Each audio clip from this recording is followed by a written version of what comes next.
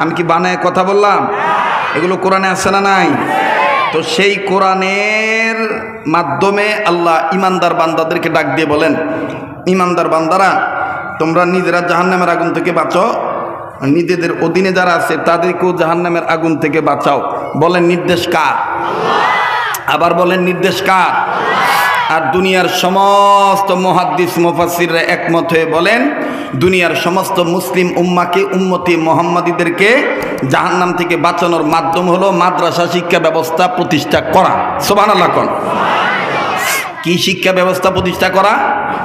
মাদ্রাসা শিক্ষা ব্যবস্থা প্রতিষ্ঠা করা। কিন্তু ভাইরা আমার, আমাদের সমাজে এমন কিছু সময় ছিল আলিফ লাম মিম পড়া বাদ দিয়া সাইকেলের বেল বাজে কিরিং কিরিং, হাঁস ডাকে ফ্যাক ফ্যাক, ব্যাং ডাকে গ্যাঙর গ্যাঙর, এইরকম শিক্ষা দেওয়া হইতো। কথা কন ঠিক কিনা? পড়ানো হইতো হাট্টিমা টিম টিম, তারা মাঠে ভারে ডিম, তাদের খাড়া দুটো শিং, দুনিয়ার আজগবি মিশা কথা। এই গরু কোনো দিন ডিম দিছে? ও আপনারা যেই বাইলে করতেছেন মনে হয় সাইজ দেয়, মনে হয় গরু ডিম দেয়। হ্যাঁ, গরু ডিম দেয়? হ্যাঁ, ঘোড়া ডিম দেয়? আমার বন্ধুগণ, আলিফ লাম মিম হলো সর্বোৎকৃষ্ট মানের শিক্ষা। খৈরুকুম মান তাআল্লামাল কুরআনা ওয়া আল্লামা, এটা নবীজি বলেছেন। সুবহানাল্লাহ বলেন। এই জন্য আমাদেরকে আবারও মক্তব প্রতিষ্ঠা করতে হবে। মক্তবের শিক্ষার বিরুদ্ধে যারা কথা বলবে তাদের কণ্ঠনালী চেপে ধরতে হবে। আমরা তাদের সাথে নাই। কথা বলেন ঠিক কিনা? চিল্লে বলেন, আমরা আলিফ লাম মিমের গ্রুপের লোক নাকি হাট্টিমা টিম গ্রুপের লোক? হ্যাঁ, মাগো আমি পড়ব নাইগরা হাট্টিমা টিম টিম, মাদ্রাসাতে শিখবো এবার আলিফ লাম মিম। বলেন, মাদ্রাসাতে শিখবো এবার। মাশাআল্লাহ, মাগো আমি পড়ব নাইগরা হাট্টিমা টিম টিম, মাদ্রাসাতে শিখবো এবার। এটা আসতে কইতেছে, ও জোরে কন। মাদ্রাসাতে শিখবো এবার। মাগো আমি পড়ব এবার আলিফ বাতাসা, স্কুল কলেজে এসব হয় না শেখা। ঠিক কিনা? মাগো আমি পড়ব এবার আলিফ বাতাসা, স্কুল কলেজে এসব হয় না শেখা। মাগো আমি পড়ব এবার জিম, মাগো আমি পড়ব নাইগরা হাট্টিমা টিম টিম, মাদ্রাসাতে শিখব এবার। মাশাআল্লাহ, মাদ্রাসাতে শিখব এবার। দুনিয়ার সমস্ত মুসলিম উম্মাকে জাহান্নাম থেকে বাঁচানোর মাধ্যম হলো মাদ্রাসা শিক্ষা ব্যবস্থা প্রতিষ্ঠা করা। সুবহানাল্লাহ কোন? আর উম্মতের হক্কানি উলামায়ে কেরামগণ, মুফাসসিরিনে কেরামগণ, তাফসীর কারকগণ কিতাবের মধ্যে লেখেন, মুহাদ্দিসিনে কেরামগণ বলেন উম্মতে মুহাম্মাদীদের জাহান্নাম থেকে বাঁচার পথ হলো 4টা। কয়টা? একটু কথাটি মনে রাখবেন। জাহান্নাম থেকে ইমানের সহিত ইমানদার বান্দাদের নিজের বাঁচতে হবে, অপরকে বাঁচাইতে হবে। নির্দেশ কার? বলেন, নির্দেশ কার? আর উম্মতে মুহাম্মাদীদের জাহান্নাম থেকে বাঁচার মাধ্যম হলো মাদ্রাসা শিক্ষা ব্যবস্থা প্রতিষ্ঠা করা। এবার 3 নম্বর কথাটা বলেন তো দেখি, উম্মতে মুহাম্মাদীদের জাহান্নাম থেকে বাঁচার পথ কয়টা? ওই ভুলে গেছে কয়টা? আবার কন, আরেকবার। আমি একটু মক্তবের পোলাহানের মতন একটু মস্ক করাই দিই, ওয়াজটা যাতে মুখস্থ থাকে, মনও থাকে। ঠিক আছে না ভাই? কারণ কালকা বাচ্চাও থাকতে পারি, মইরেও যেতে পারি, হায়াতের কোনো গ্যারান্টি আছে? এই জন্য একটু মুখস্থ করাই দিয়ে দেয়। দেখবেন যে এই মাদ্রাসায় আইলে মক্তবের পোলাপান দেখবেন সকালবেলা কত সুন্দর করে ডুইলা পড়ে। আরবি হরফ 29টি, মাখরাজ 17টি, 1 নম্বর মাখরাজ হলকের শুরু হইতে। না? তা আমি কম উম্মতে মুহাম্মাদীদের জাহান্নাম থেকে বাঁচার পথ কয়টা? আপনারা কইবেন 4টা। আমি কম কি? আমি বলবো নাম্বার 1, আপনারা বলবেন আলেম হওয়া। আমি বলবো নাম্বার 2, আপনারা বলবেন আলেমের ছাত্র হওয়া। আমি বলবো নাম্বার 3, আপনারা বলবেন আলেমের কথা শোনা। আমি বলবো নাম্বার 4, আপনারা বলবেন আলেমকে মহব্বত করা। কয়টা হইলো? উম্মতে মুহাম্মাদীদের জাহান্নাম থেকে বাঁচার পথ কয়টা? নাম্বার 1, নাম্বার 2, নাম্বার 3 আলেমের কথা শোনা, নাম্বার 4 আলেমকে মহব্বত করা। আইয়ের না, এটা মক্তবে ছাত্রদের মতন একটু জোশ নিয়ে বলি। উম্মতে মুহাম্মাদীদের জাহান্নাম থেকে বাঁচার পথ কয়টা? ওই যে কয় না, ও ঘুমায় গেছে গা। উম্মতে মুহাম্মাদীদের জাহান্নাম থেকে বাঁচার পথ কয়টা? নাম্বার 1 আলেম হওয়া, নাম্বার 1। নাম্বার 2 আলেমের ছাত্র হওয়া, নাম্বার 2। নাম্বার 3 আলেমের কথা শোনা। নাম্বার 3 নাম্বার 4 আলেমকে মহব্বত করা। নাম্বার 4 এই 4 পথের প্রতীক হবে যারা, কবরে হাসরে মিজানে সিরাতে খাবে না ধরা। ওটা হইলো আমার ওয়াস্ত বোঝনে একেবারে প্যাকেট বড়ি বানাইয়া গোলাইয়া খাওয়াই দিন যাতে মনত হয় ওয়াস্তা, ঠিক না? ও আবার কোন উম্মতে মুহাম্মদীদের জাহান্নাম থেকে বাঁচার পথ কয়টা? আর একবার নাম্বার 1, নাম্বার 2, নাম্বার 3 আলেমের কথা শোনা। নাম্বার 4 আলেমকে এই সাইডের 3টা কমিটির কাছে আর মাওলানা সাদেক সাহেব হুজুর কাছে এবং মাদ্রাসার হুজুর ছাত্রদের কাছে জমা রেখে গেলাম। 2 নাম্বারটার একটু সামান্য ব্যাখ্যা দিয়া আমি পরবর্তী মেহমানদেরকে মাইকটা ছেড়ে দিয়ে আপনাকে দোয়ায় বিদায় নেব ইনশাআল্লাহ। 2 নম্বরটা হইল আলেমের ছাত্র হওয়া। বলেন আলেমের। মুসলমান ভাইরা আমার, বন্ধুগণ, আলেমের ছাত্র হইলে দেখেন কেমন লাভ। সন্তানকে যদি আলিফ লাম মিম পড়ান, ওবাজান দেখেন আলেম ওলামার ছাত্র বানাইলে কেমন দাম। প্লিজ কেউ কারো দিকে তাকাইবেন না, নিজের নিয়ে নিজে চিন্তা করবেন। আমার বন্ধুগণ, দিলটা নরম করার ফিকির করবেন। কান্না না আসলো কান্নার ভান ধরবেন। আমার বন্ধুগণ, কান্নার অভিনয় করলো আল্লাহ মাফ করিয়া দিবেন। আওয়াজ দিয়া বলেন না সুবহানাল্লাহ। আবার বলেন সুবহানাল্লাহ। আরে বন্ধু, আলেমের ছাত্র বানাইলে দেখেন কেমন লাভ, কেমন ফায়দা বাদান। এই দুনিয়ার জমিনের উপরে আসমানের নিচে যত বড় বড় তাফসীরের কিতাব আছে আমার ভাইরা, সমস্ত তাফসীরের কিতাবের চাইতে সবচাইতে বড় তাফসীরের কিতাবের নাম হলো তাফসীরে কাবির। এই তাফসীরে কাবিরের ঘটনা ইমাম ফখরুদ্দিন রাজি রহমাতুল্লাহি আলাইহি তিনি তার তাফসীরে কাবিরের মধ্যে উল্লেখ করে বলেন, আল্লাহ রব্বুল আলামিনের একজন পয়গম্বর আল্লাহ পাকের নির্দেশে নিজের কর্ম করার জন্য নিজে যাচ্ছিলেন বাজার। আরে বন্ধু, যাওয়ার সময় পথিমধ্যে একটা কবর দেখলেন। এই কবর থেকে দাউ দাউ করে আগুন জ্বলে উঠতেছে। পয়গম্বর বুঝতে পারলেন কবরওয়ালা ভালো নাই, কবরের মধ্যে আযাব হইতেছে, জাহান্নামের আযাবে গ্রেফতার হয়ে গেছে। এই কবরওয়ালার হালত ভালো না, এই কবরওয়ালা আযাবে গ্রেফতার হয়ে গেছে। পয়গম্বর কাউকে কিছু না বলিয়া আমার বন্ধুগণ নিজের কর্মের দিকে নিজেই চলে গেলেন। এবার আল্লাহ পাকের নির্দেশে কর্ম যখন সম্পাদন হয়ে গেল, মুসলমান ভাইরা আমার, কর্ম সম্পাদন শেষে এবার পয়গম্বর আবার পূর্বের রাস্তায় আসতেছিলেন। পয়গম্বর সিদ্ধান্ত নিলেন, একটু আগে যেই কবর আযাব দেখেছি, এখন আমি আবার ওই কবরটা দেখব, দেখি তো কবরওয়ালা এখন কোন হালতে আছে। এবার আল্লাহর বান্দা পয়গম্বর ওই কবরের দিকে যখন পুনরায় নজর দিলেন, নজর দিয়ে দেখতেছেন একটু আগে যে কবরে আযাব ছিল, এখন আর ওই কবরে কোনো আযাব নাই। কবরওয়ালা জান্নাতের বিছানায় ঘুমায়। আওয়াজ দিয়ে বলেন না সুবহানাল্লাহ। আর একবার আওয়াজ দিয়ে বলেন না সুবহানাল্লাহ। পয়গম্বর থমকে দাঁড়াইলেন কবরের কাছে। কবরের কাছে থমকে দাঁড়াইয়া ডাক দিয়ে বলতেছেন, মালিক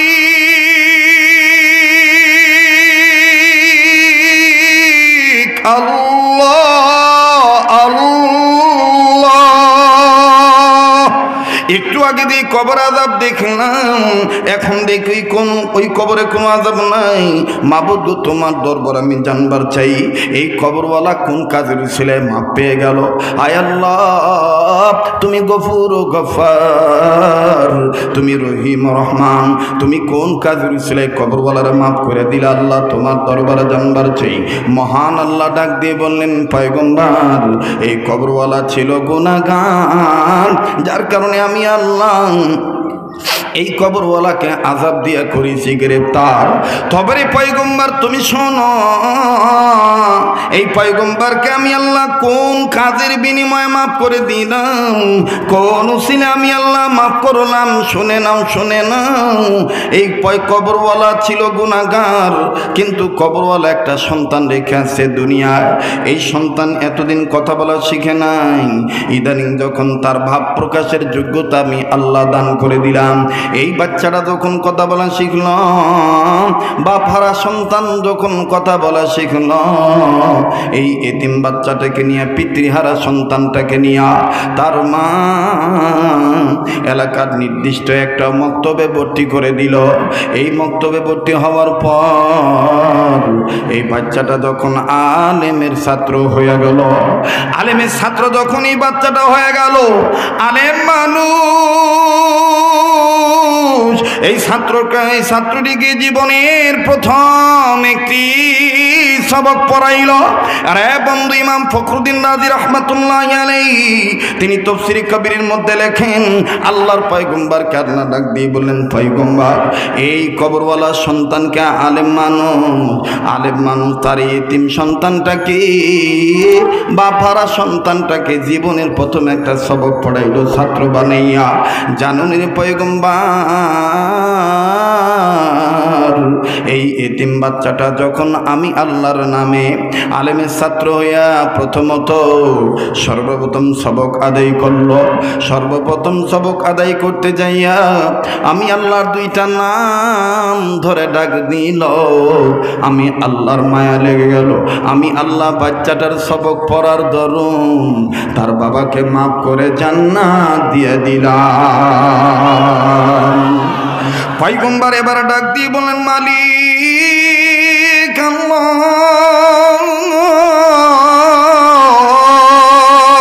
ওই সবকটা কোন সবক? মাবুদ গো, যে সবক বাচ্চাটা পড়লো অথচ তার বাবা কবর আযাব থেকে মাপ পেয়ে গেল।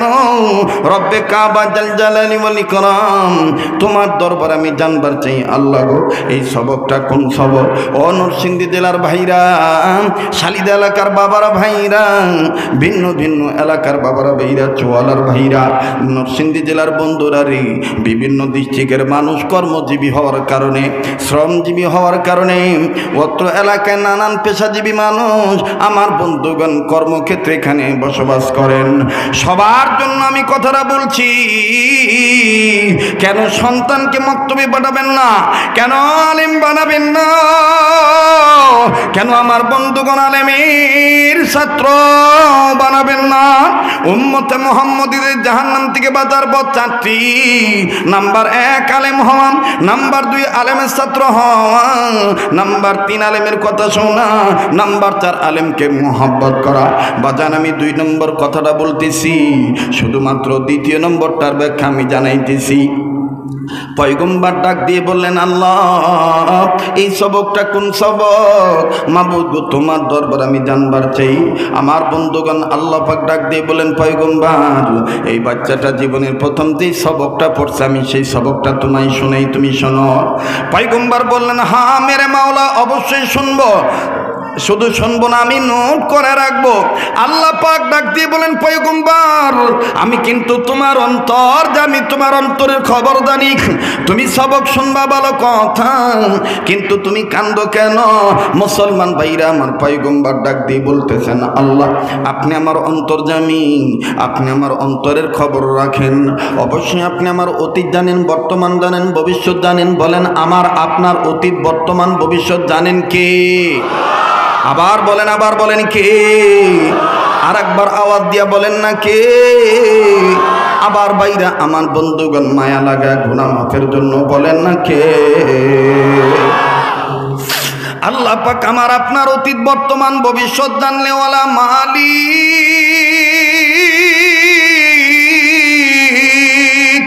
রব্বে কাবা ডাক দিয়ে বলেন, পয়গম্বর তোমার দিলের খবর আমি জানি, তারপরও তোমার মুখ থেকে আমি শুনতে চাই তুমি কেন কান্দো। এবার পয়গম্বর চোখের পানি ছেড়ে বলে, আল্লাহ আমি কাঁদতেছি দুনিয়ার সব বাবা মার কথা চিন্তা করে, এই বাবার মা পাওয়া দেখে, আপনার দরদ আপনার দয়া দেখে আমি কান্দি। বাজানো কেউ কারো দিকে তাকাইবেন না। ও বাড়িওয়ালারা কিছু সময়ের জন্য বাড়ি ছেড়ে দাও, কিছু সময়ের জন্য গাড়ি ব্রেক করো। ও আমার মা বোনেরা, পর্দার আড়ালের মা বোনেরা, অল্প সময়ের জন্য একটু দিলটা নরম করার চেষ্টা করো। মা গো বোন গো, দরদি মুসলমান বাবারা ভাইরা আমার, এই মাহফিল আগামীকালকে হবে না, এই বয়ান আর কালকে পাবেন না। জীবনের শেষ বয়ান মনে করে বয়ান করছি।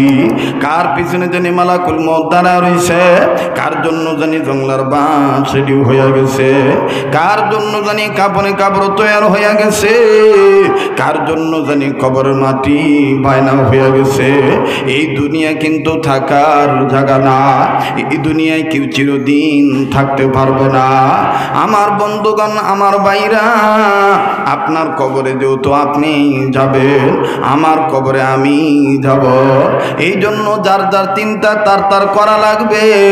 ওলিগণ বলেন, বুজুর্গরা বলেন, মান আরাফা নাফসাহু ফাকাদ আরাফা রাব্বাহু। যে নিজের চিনল সে আমার আল্লাহরে চিনল, যে নিজের চিনে নাই সে আমার আল্লাহ কেউ চিনে নাই।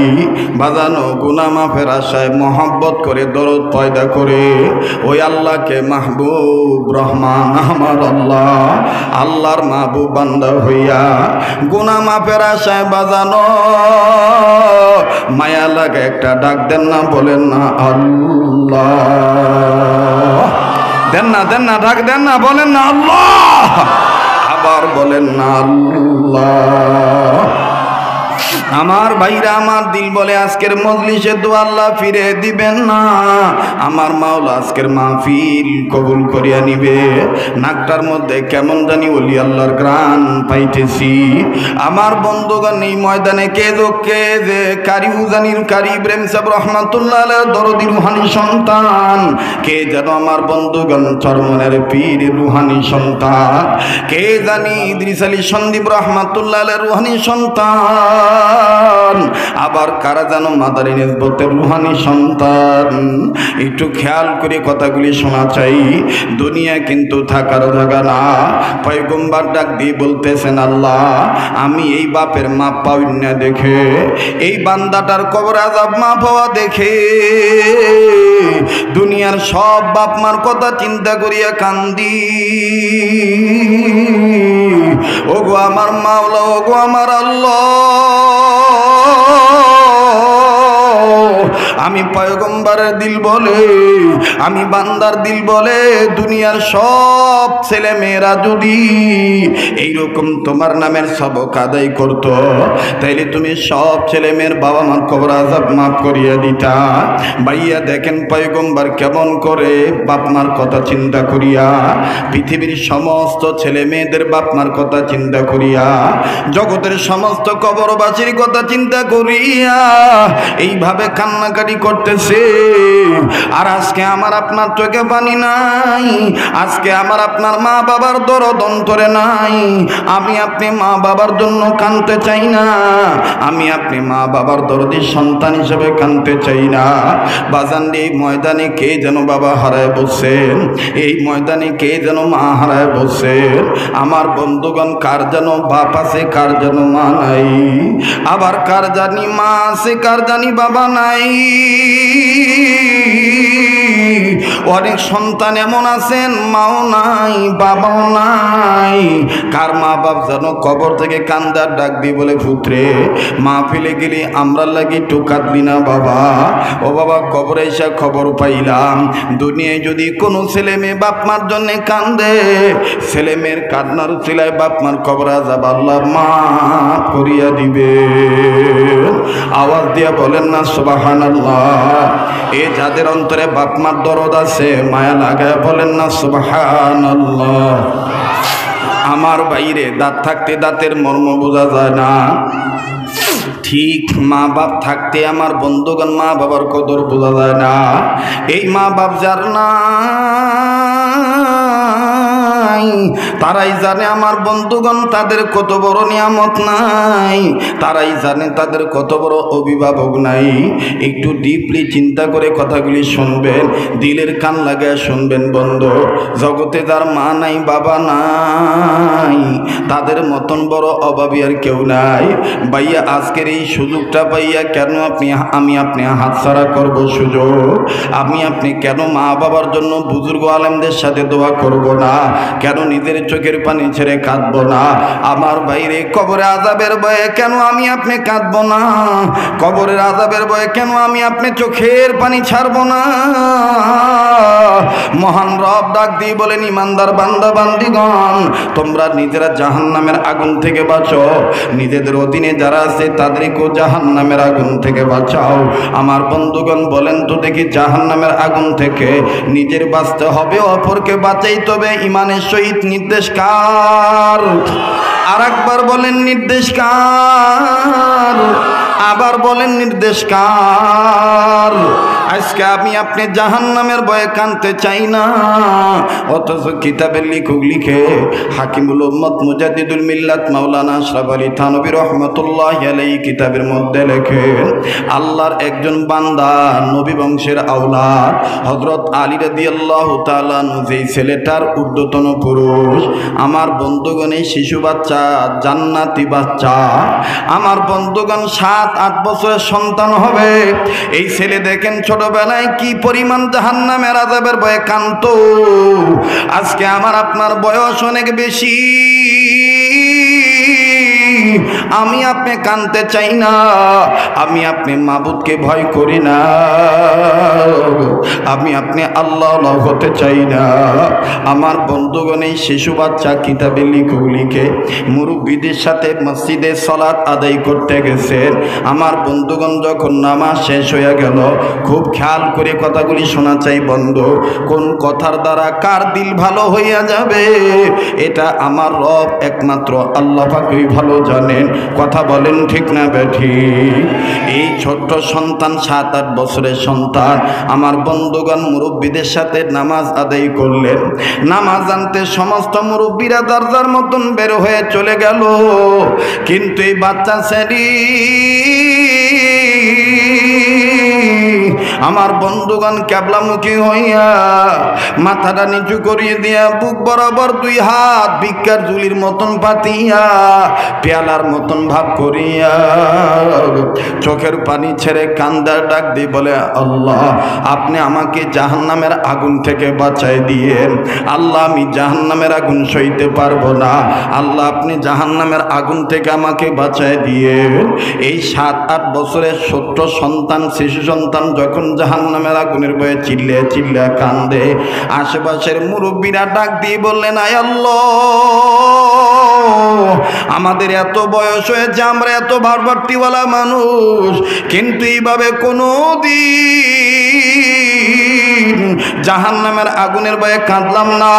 এই বাচ্চা ছেলেটা এই বয়সে কি বুঝিয়া জাহান্নামের আগুনের ভয়ে কান্দে? মাবুদ গো, তার উপর তো নামাজ এখনো ফরজ হয় নাই, আয় আল্লাহ তার উপর তো এখনো নামাজ ফরজ হয় নাই, সে কি বুঝিয়া জাহান্নামের আগুনের ভয়ে কান্দে? একজন আরেকজনকে ডাক দিয়ে বলল, রাখো, মোনাজাত শেষ হোক, ছেলেটাকে আমরা যে জিজ্ঞাসা করব, বাবা তুমি এই ছোট্ট বয়সে জাহান্নামের আগুনের ভয়ে কি বুঝিয়া কান্দ? বাজান মোনাজাত শেষ হয়ে গেল, মুরব্বীরা আবার ভিতরে প্রবেশ করলেন। মুরব্বীরা প্রবেশ করিয়া এই বাচ্চা ছেলেটাকে বুকে ধরিয়া চোখের বাড়ি মুছে দেয়ার ডাক দিয়ে বলে, বাবা জাহান্নামের আগুনের ভয়ে তুমি কি বুঝিয়া কান্দ? ছেলেটা কান্দার ডাক দিয়ে বলে, কাকা আপনার আমার বয়সে মুরব্বী, আপনারা আমাকে কি কারণে এই কথাটা জিজ্ঞাসা করতেছেন একটু জানতে চাই। ডাক দিয়ে বলে, বাবা এখনো তো তোমার দাড়ি উঠে নাই, এখনো তোমার মুজ গজায় নাই, বাবা এখনো তুমি পরিপূর্ণ বালেগ হও নাই, এই অল্প বয়সে কি বুঝিয়া তুমি জাহান্নামের আগুনের ভয়ে কান্দ? যদি আমাদেরকে একটু বুঝিয়ে দিতা তাইলে আমরা ইবরত হাসিল করতাম। আমরা এইভাবে চোখের পানি আল্লাহর দরবারে ফেলিয়া ফেলিয়া কান্দতাম। ডাক দেন না, বলেন না আল্লাহ। আবার বলেন না আল্লাহ, আরেকবার বলেন না আল্লাহ। মুসলমান ভাইরা আমার, মুরব্বীদেরকে ছোট্ট ছেলে ডাক দিয়ে বলতেছেন, কাকা ও আমার মুরব্বীরা, আমি দুই কারণে জাহান্নামের আগুনের ভয়ে ছোট্ট বয়সে কান্দি। নাম্বার 1, আমি যখন কোরআন তেলাওয়াত করি তখন এই আয়াতটা যখন আমি তেলাওয়াতের মধ্যে আসে, আমি যখন পড়ি ইয়া আইয়ুহাল্লাযীনা আমানু কু আনফুসাকুম ওয়া আহলিকুম নারা, ওগো মুরব্বীরা, যখন আমি এই আয়াতের অংশটা তেলাওয়াত করি, এই ডাক ইয়া আইয়ুহাল্লাযীনা আমানু, এটা আমার আল্লাহ পাক ইমানদার বান্দাদেরকে ডাকছেন। মুরব্বীরা এই আয়াত তেলাওয়াত করার পর এই ডাকটা দেখে আমার দিল বলে, আহারে আমার মায়ের চাইতে, আমার বাপের চাইতে আমার আল্লাহ আমি ইমানদার বান্দাকে বেশি ভালোবাসে। আমার মা বাপও এইরকম মায়া করে বলে নাই, বাবা জাহান্নামের আগুন থেকে বাঁচো, জাহান্নামের আগুন থেকে তুমি বাঁচো। মুরব্বীরা আমি বুঝে ফেলেছি, এই ডাক দ্বারা প্রমাণিত হয়ে গেছে বাপ মার চাইতো আমার আল্লাহ আমাকে বেশি ভালোবাসে, যার কারণে আমি আল্লাহর মহব্বতেই কান্দি। আল্লাহু আকবার। আমি আমার আল্লাহর মহব্বতেই কান্দি। এবার ডাক দিয়ে বলে 2 নম্বর কোন কারণ? ডেকে ডেকে বলতেছে 2 নম্বর কারণ হইল, ওই একই আয়াতের মধ্যে যখন আমি তেলাওয়াত করতে থাকি, একটু সামনের দিকে আল্লাহ বলেছেন, ওই জাহান্নামের আগুন থেকে নিজে বাঁচো, অপরকে বাঁচাও। ইমানদার বান্দা বান্দিগণ, যেই জাহান্নামের আগুনের ইন্ধন হবে মানুষ আর পাথর, ওয়াকুদুহান নাস ওয়াল হিজারা, মানুষ আর পাথর হবে এই জাহান্নামের আগুনের লাকড়ি আর ইন্ধন। আমি মানুষ শব্দটা দেখে কান্দি। এবার মুরব্বীরা ডাক দিয়ে বলে, বাবা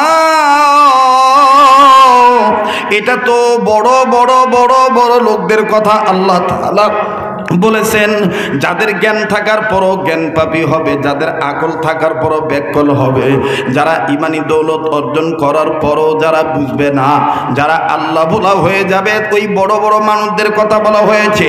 এবার ছেলেটা ডুকরে ডুকরে কান্দার ডাক দিয়ে বলে, মুরব্বীরা এই নাচ শব্দের ব্যাখ্যা আমি তালাশ করিয়ে দেখছি। আমার মায়ের রান্না করার কাজের সময় আমার মা যখন চুলার মধ্যে লাকড়ি দেয়, প্রথমত আগুন ধরায়, আমি দেখেছি আমার মাকে, আমার মা কোনো সময় বড় বড় লাকড়ি আগে চুলার মধ্যে দেয় নাই। আমার মা সব সময় ছোট ছোট লাকড়ি দিয়ে আগে আগুন ধরাইছে। এই আগুন যখন দাউ দাউ করে ধরে উঠছে, তখন আমার মা এই আগুনের তাপ ঠিক রাখার জন্য আস্তে আস্তে বড় বড় লাকড়ি চুলার মধ্যে দিছে। আমার দিলে ভয় ঢুকে গেছে, না জানি কিয়ামতের ময়দানে আমার আল্লাহ আমার মতন এই ছোট্ট মানুষকে দিয়ে আগে জাহান্নামের আগুন গরম করে, এরপরে মনে হয় বড় বড় মানুষকে ঢুকাই দিবে। আও হুজুররা, ও বুজুর্গরা, ও আল্লাহর বান্দারা, আমি ছোট মানুষ, আমার মায়ের রান্না করার কাজের দৃশ্য দেখে আমি জাহান্নামের আগুন থেকে বাঁচার জন্য কান্দি। আল্লাহু আকবার, আল্লাহু আকবার। কাজী বাজান, কার জীবনে কি গুনাহ আছে আমার জানা নাই, গুনাহ মাপ নেওয়ার জন্য মায়া লাগে, একটা ডাক দেন না, বলেন না আল্লাহ, আবার বলেন না আল্লাহ, আবার বলেন না আল্লাহ। যার আল্লাহ বলতে ভালো লাগবে বুঝিয়ে নেবেন, আমার মাওলা আপনাকে মাফ করিয়া দিছে। আমার দিল বলে আজকের মজলিসে দোয়া কবুল হইয়া যাবে। মায়া লাগায় আবার বলেন না আল্লাহ। এরে বন্ধু, কার মা বাপ জানি কবর থেকে কান্দার ডাক দিয়ে বলে, ছেলে রে মেরি মা পেলে গেলি, আমরার জন্য কাঁদলি না। বাবা কবর আইসা খবর পাইলাম, দুনিয়ায় যদি কোনো ছেলে মেয়ে বাপ মার জন্য কান্দি, ছেলে মেয়ের কান্নার উসিলায় বাপ মার কবর আযাব আল্লাহ মাফ করে দিবে।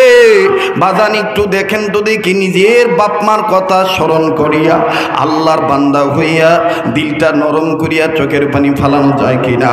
আমি বলছিলাম আজকে আমি আপনি বাপ মার জন্য কাঁদতে চাই না, নিজে জাহান্নামের আগুন থেকে বাঁচতে চাই না, বাবা মাকেও বাঁচাইতে চাই না।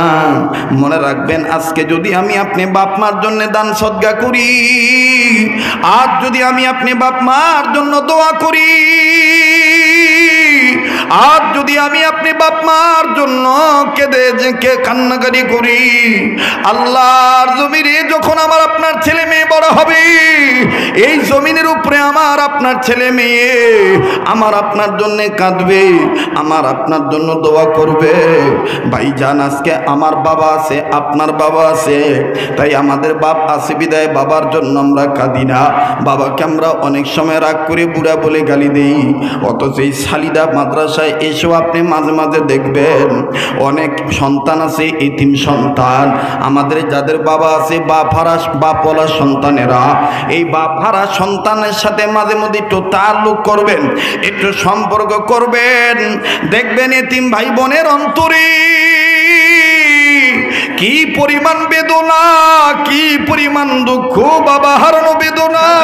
যেই ভাইয়ার বাবা নাই, আজকে তুমি আমি সুখে থাকি, কিন্তু এই সালিদা মাদ্রাসায় এমন এতিম সন্তান আছে, বাপের চেহারা দেখে না, বাবার আদর পায় না, উস্তাদদেরকে পিতা মনে করে তাদের শাসন মেনে চলে, কত কষ্ট করে বাজার।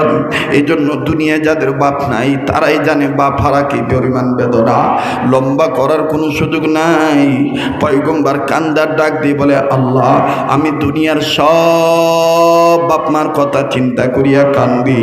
আল্লাহ পাক বললেন, পয়গম্বর তোমার কানতে হবে না, আমি আল্লাহ পাক ওয়াদা দিলাম দুনিয়ায় যদি কোনো ছেলে মেয়ে এই বাচ্চাটার মতন এইরকম আমার নামের সবক আদায় করে আলেমের ছাত্র হইয়া, আমি তাদের বাবা মার কবর আযাব মাফ করে দেব। জোরে কোন সুবহানাল্লাহ।